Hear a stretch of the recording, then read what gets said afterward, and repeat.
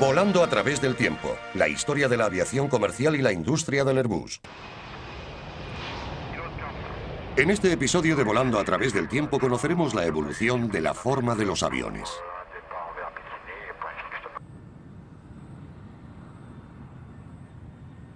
La imagen que casi todos tenemos de un avión está integrada por un fuselaje, conjunto de cola y unas alas. No obstante, esa no es la única forma capaz de surcar el cielo y volar más alto y más rápido que los animales que nos inspiraron, las aves. Con el paso de los años, los diseñadores han creado aparatos que carecían de las características que podrían considerarse cruciales para volar. Aviones sin cola, sin fuselaje e incluso sin lo más fundamental, las alas.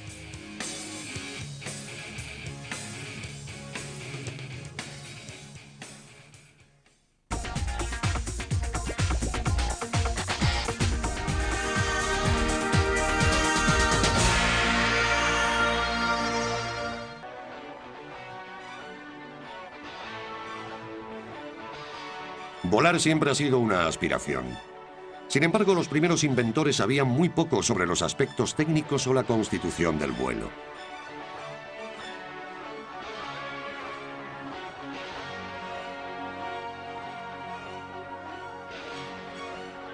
El proceso de evolución comenzó con ensayos y errores. Los pioneros simplemente construían aparatos que pensaban que podían volar. Aquellos que casi lo lograban eran mejorados.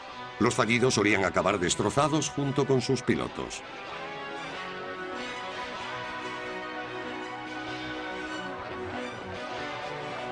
A veces los diseñadores se sentían desorientados cuando artilugios que no debían volar lo hacían y otros que deberían hacerlo no levantaban el vuelo.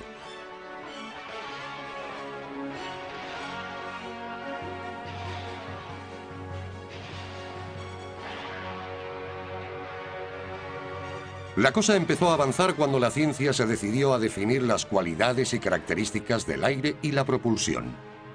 No obstante, el principio de ensayo y error, o más bien de construcción y accidente, predominó hasta mediados de la Segunda Guerra Mundial. Tras la guerra se hicieron muchos avances en el campo de la aeronáutica y hasta cierto punto un diseñador era capaz de construir un aparato que sabía que volaría. Pero para entonces ya había comenzado la Guerra Fría y con ella la carrera para construir un avión avanzado. Así que de nuevo se estrellaban con frecuencia modelos de prueba y prototipos. Incluso uno de los aviones con más éxito de la historia, el Jumbo, fue construido en parte a base de probar.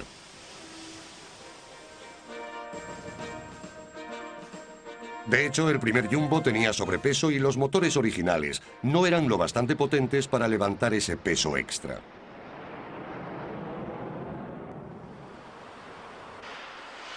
Las líneas aéreas que encargaron el Jumbo tuvieron que esperar a que se creara un nuevo motor capaz de ponerlo en servicio. Actualmente los fabricantes de aviones son capaces de construir sus aparatos con resultados muy precisos. Los modelos informáticos pueden probarse en condiciones virtuales para evaluar sus prestaciones. Los fabricantes incluso pueden construir simuladores que los pilotos de pruebas usan para familiarizarse con el prototipo antes de que esté terminado. Los pilotos de pruebas de uno de los cazas más modernos, el Lockheed Martin JSF-35, comentaron recientemente lo exacto que era el simulador respecto al prototipo.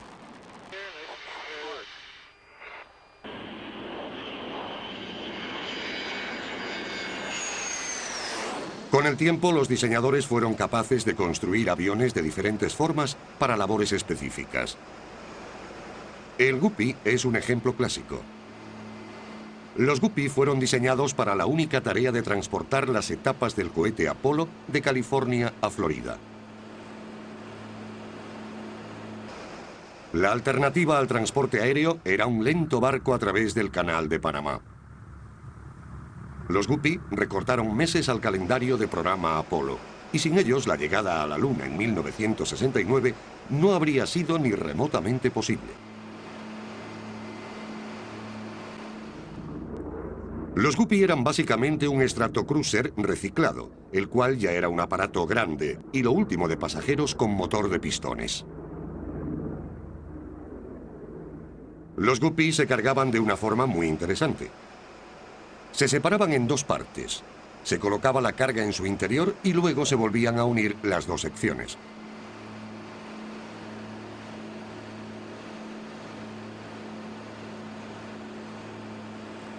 Una versión posterior recibió el nombre de Super Guppy.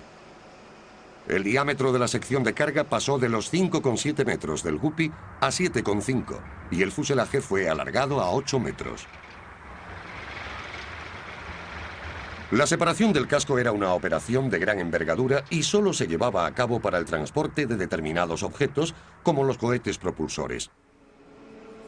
El fabricante del Airbus también usó el Super Guppy para transportar partes desde varias fábricas hasta la planta de ensamblado.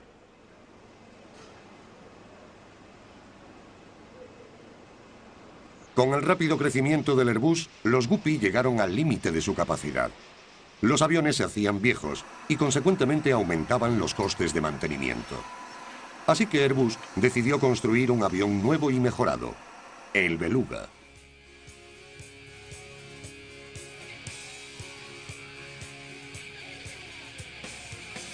Tiene un volumen de carga mucho mayor que el de los aviones militares de transporte Lockheed Galaxy, Antonov AN-124 y American C-17.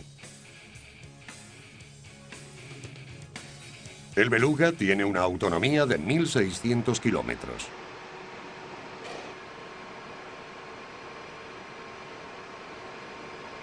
En febrero de 2003, uno de ellos llevó a cabo el vuelo charter más largo hasta la fecha, 25 horas incluyendo las paradas.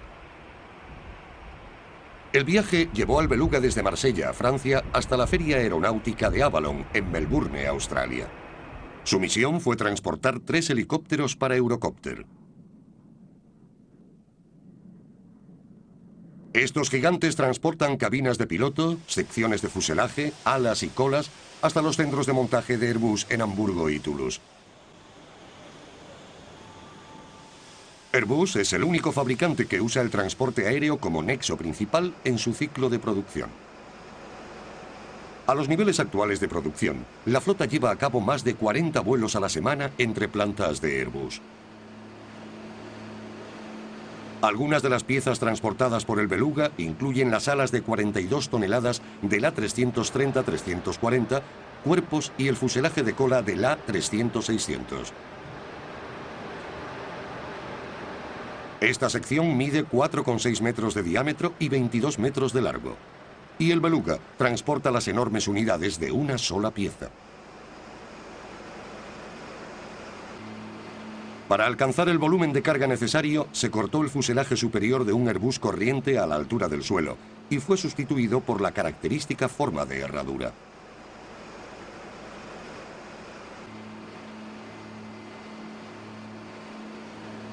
Para simplificar las tareas de carga y descarga, la cabina del piloto fue colocada bajo el nivel del suelo.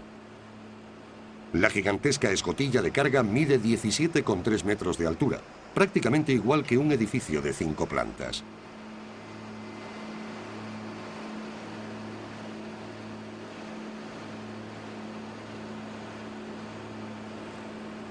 El diámetro del fuselaje que puede ser utilizado para la carga es de 7,4 metros y la anchura del suelo es de 5,43 metros.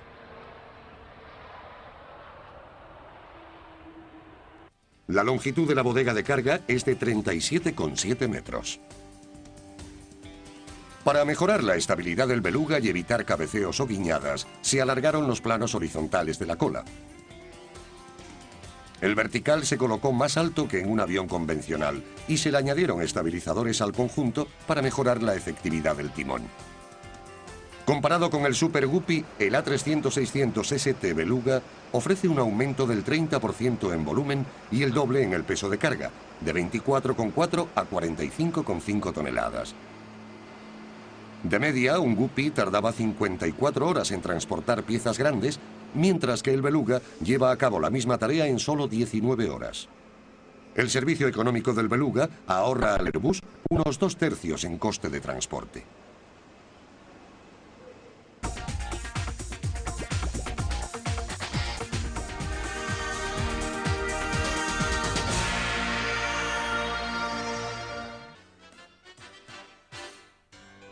Un pionero de la aviación pasó más de 3 décadas desarrollando su nave de aspecto innovador, el Flying Wing, o ala volante.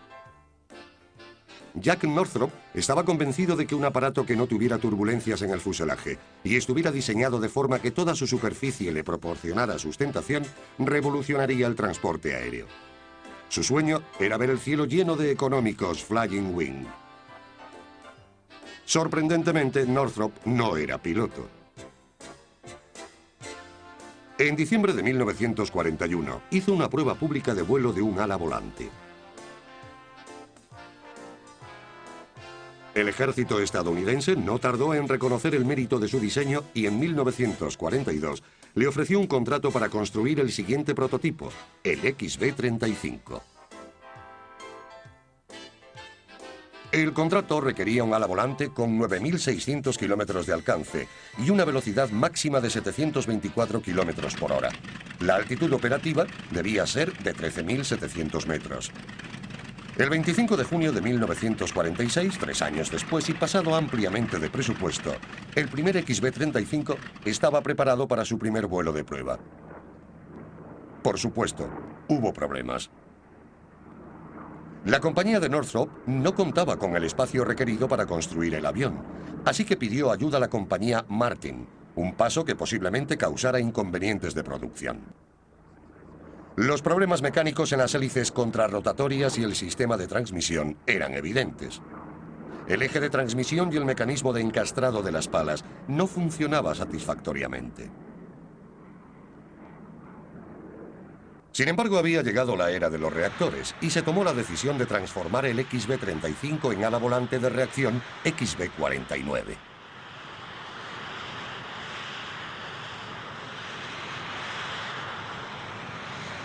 El XB-35 utilizaba 4 motores Pratt & Whitney R4360, que fueron reemplazados por 8 turborreactores Allison J35.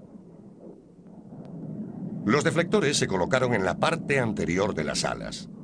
Este arreglo parecía y sonaba de un modo impresionante, pero tenía sus inconvenientes. Los motores requerían enormes cantidades de combustible, por lo que algunas bodegas de bombas se reconvirtieron para alojar depósitos de combustible. Eso provocó 2 problemas. El alcance del avión era inferior a los 9.656 kilómetros estipulados en el contrato, y la bodega no admitía las grandes bombas convencionales.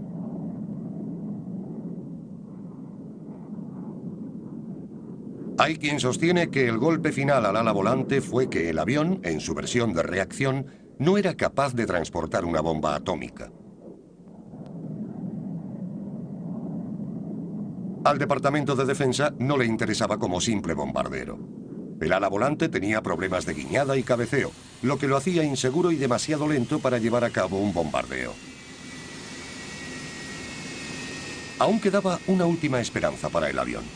La Fuerza Aérea estadounidense encargó 30 alas volantes en su versión de reconocimiento, los XRB-49.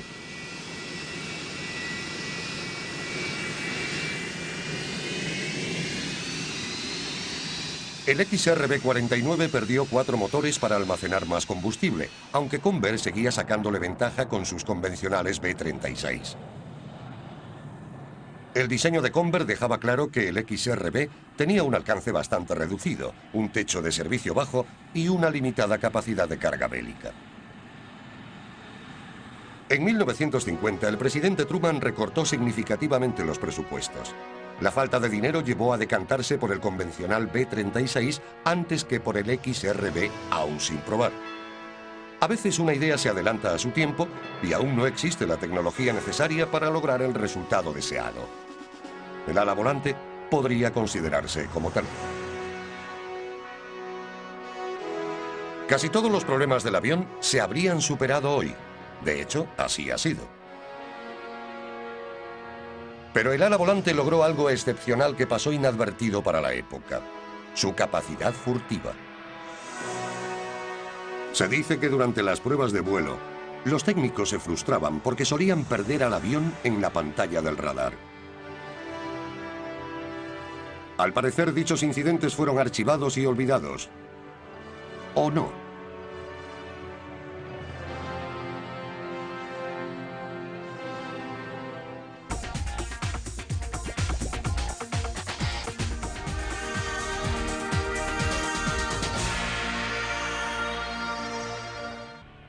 Curiosamente, el B-2 fue desarrollado y construido por la antigua compañía de Jack Northrop. Sin embargo, él no era uno de los pocos que tenían acceso al diseño secreto del B-2.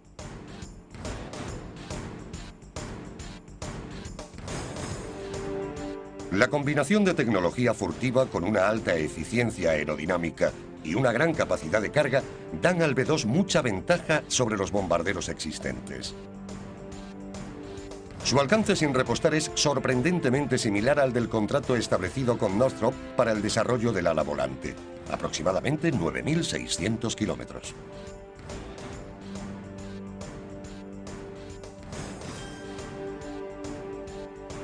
La baja detectabilidad del B-2 es debida a la combinación de una reducida firma infrarroja, acústica, electromagnética, visual y del radar. Incluso a los sistemas de defensa más sofisticados les resulta imposible detectar y mucho menos seguir o apuntar a un B-2.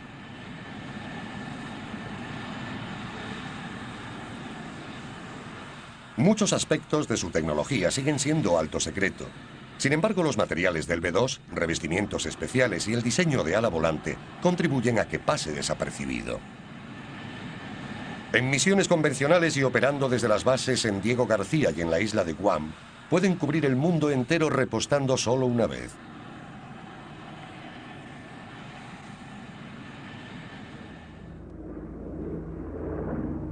Mirando atrás, cabría preguntarse cuánta información de Jack Northrop fue sacada de los archivos y revisada cuando los ingenieros iniciaron la construcción del B-2.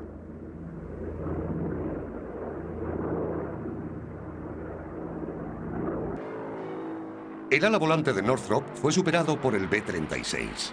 No obstante, siendo un bombardero convencional, tenía problemas convencionales. Estos aviones eran lentos y se convertían en blancos fáciles para los cazas interceptores. Desde la Segunda Guerra Mundial, los bombarderos han necesitado escoltas y el B-36 no era una excepción. El alcance de los bombarderos fue aumentando y la logística para mantener a los cazas de escolta suponía un gran problema, que solucionó la indetectabilidad. La escolta dejó de ser necesaria ya que los aviones son prácticamente invisibles.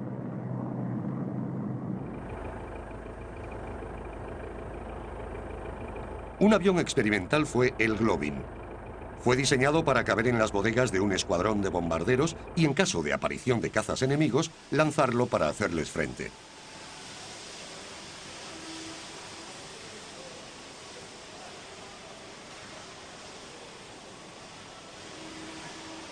El avión no fue diseñado para aterrizar. Desplegaba un gancho en el morro que le permitía regresar al avión nodriza.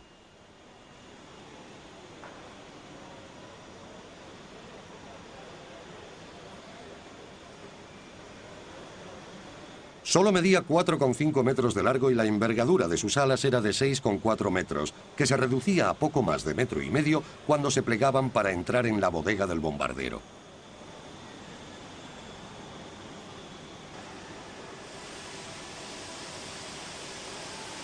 El combate no podía durar demasiado, ya que el Goblin solo contaba con combustible para 30 minutos de vuelo.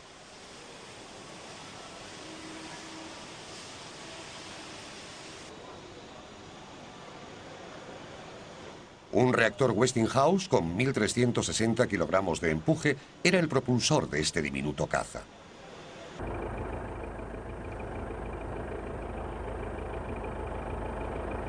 El Goblin hizo su primer vuelo el 23 de agosto de 1948. El B-36 aún no había salido de la planta de producción, así que se utilizó un B-29 modificado para la prueba.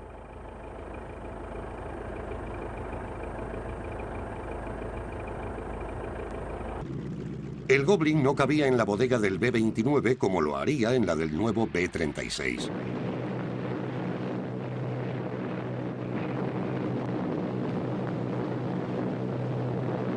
El procedimiento de lanzamiento era difícil y razonablemente lento. El Goblin se bajaba del avión nodriza y quedaba colgado hasta que se estabilizaba. Luego era soltado en caída libre y empezaba a volar.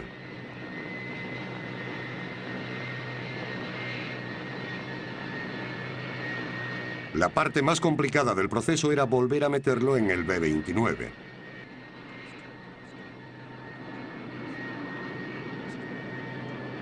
Incluso hoy, repostar en vuelo está considerado una maniobra compleja. El pequeño tamaño del Goblin lo hacía muy inestable bajo las turbulencias del B-29 y era muy difícil acertar con el gancho en el mecanismo de elevación. Un error podía hacer que se estrellaran los dos.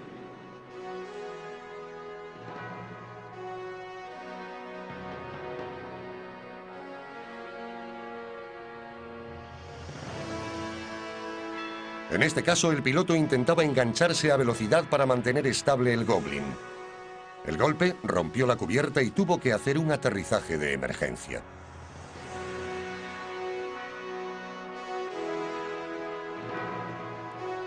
El piloto sobrevivió y el Goblin fue reparado.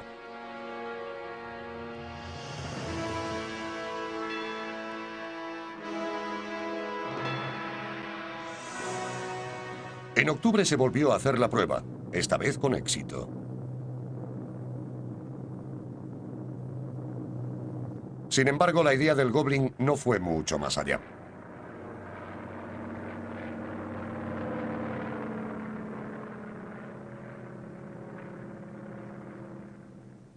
El desarrollo de diferentes formas es quizás uno de los aspectos más interesantes de la historia de la aeronáutica.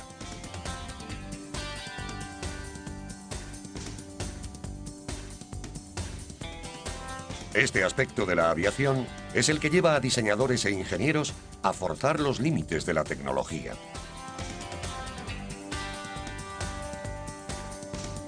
Incluso los fracasos son considerados éxitos, ya que siempre se aprende algo nuevo de los procesos de experimentación.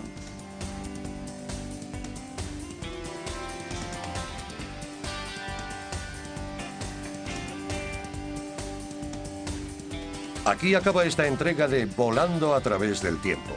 Le esperamos en la próxima para seguir repasando la curiosa historia de la aviación.